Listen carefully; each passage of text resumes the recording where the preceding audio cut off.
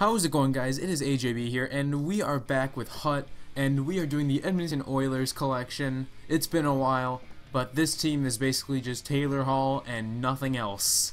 They don't have really any good goaltending besides Victor Faths, but that's pretty much the team is just Ryan Nugent-Hopkins, Jordan Eberle, and Taylor Hall. That's the team. Everyone else isn't very good, at least on paper. But yeah, this team is quite young, as you know, and they've been doing poorly for the past long time, like probably for the last five years, I'd say. I might have made a mistake and put Frazier there. I don't know why, but forgive me if I did. But I will be right back as I find an opponent, and I'll give you some of the the Oilers statistics right now. So as usual in recent history, the Oilers finished 28th out of 30th in the NHL, just 1 point ahead of Florida. They would have been in 29th if they would have lost one more game, and Florida would have won another game, or maybe, I don't know. But yes, bottom line, the Edmonton Oilers are really sucking it up, and they finished the year with a horrible record. Not as bad as the Sabres, though. We hold that record proudly, us in Buffalo. So yeah. And as you can see, there is some weird glitch going on with my jerseys. My Columbus jersey is just glitched. I don't know what the deal is. I need to get it fixed. I keep saying I will, but I never do. So, shame on me, I guess. But the Edmonton Oilers are definitely not the best team, and it definitely showed. However, Taylor Hall is having a fantastic year. He had a fantastic year. It's over now. But he had 80 points in 75 games. Eberle had 65 points in 80 games. David Perron had 57 points in 78 games. Ryan Nugent-Hopkins had 56. And Sam Gagner had 37, and it trails off from there. Justin Schultz having 33. So, yeah, it was not a great year for the Edmonton Oilers whatsoever. They really just kind of pooped the bed, so to say. But I guess you do what you can with what you have. But I just don't know why they aren't a better team. Because look at all these prospects they have. Look at all the first round picks and stuff. And they've just never seemed to get it done. It's really kind of sad. Because they just never seem to get anything done. It's been like 5 years since they had like their first #1 overall pick, and they've never gotten better. So anyway, for Edmonton, they did much worse than Calgary this year, 10 points behind them, which is actually pretty sad. And their home record was 16-22-3, and their away record was worse at 13-22-6. Pretty awful stuff for Edmonton. And this team was not fun to play with, really. They were fast, most of them, but the goaltending was pretty bad. As you can see, that was a pretty weak goal right up front, 5-hole, I believe that was on Fast. And 1-0, it is not looking good in the second period, because this team is just so hard to get some finesse passing and stuff on.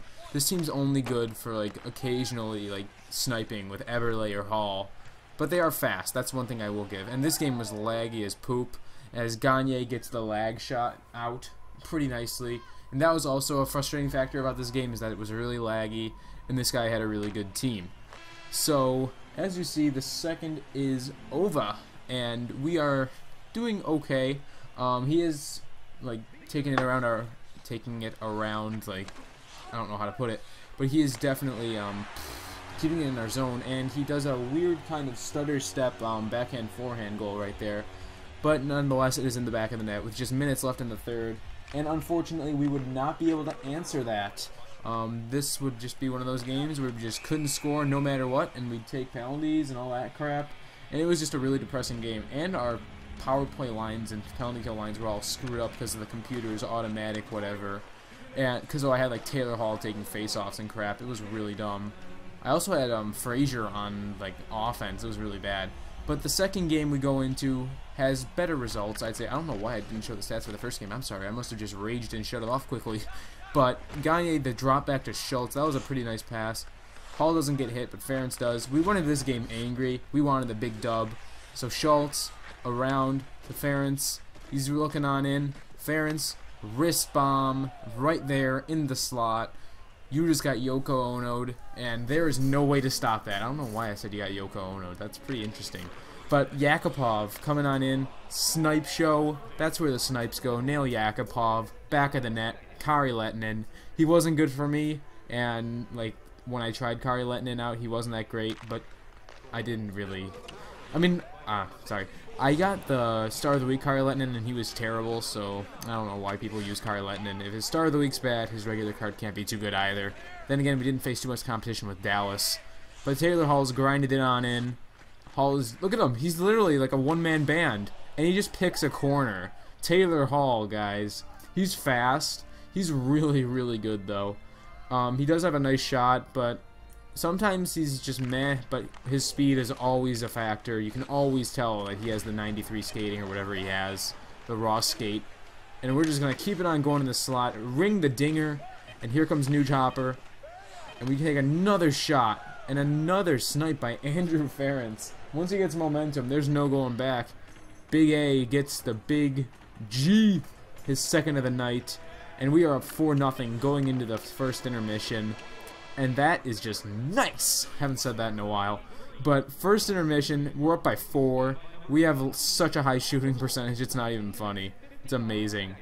So, second period would be more of the same, except this guy does get a little bit of momentum. 4-1 right there. I poke it in my own net, and he does the pointing celebration. I was going to go a little easier on him, because I felt bad scoring 4 goals in one period. But he points at my goaltender for that celebration, so I got a little riled up.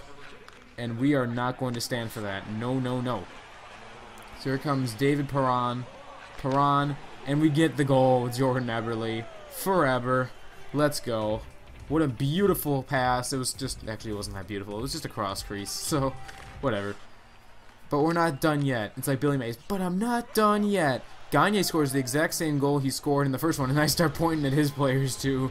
Just decide to fight fire with fire and use the same sellies he does. And we are going to watch a little bit of this replay because we're just going to make it even tastier. We're going to make this victory even more sweet. And yeah, it is 6-2. Is it 6-2 or 5-2? I don't even know. But he will get a goal right there. Yeah, it's 6-3 now. And it is getting to be a little bit of scariness. He's kind of starting to come back a little bit. So I'm like, oh, okay, this is probably not the best. But we go up by 3 in the third period. We're going into the third. And my goaltender is absolutely terrible. Big Ben Scrivens is not playing like Big Ben. He is playing like Little Ben. He is playing like the Ben that just, like, sucks. Simply said. Like, honestly, I don't know what it was, but Edmonton's goalies were Swiss cheese. And as you can see right here, I give up a 2-on-1. That's my bad. And he luckily gets there, kind of.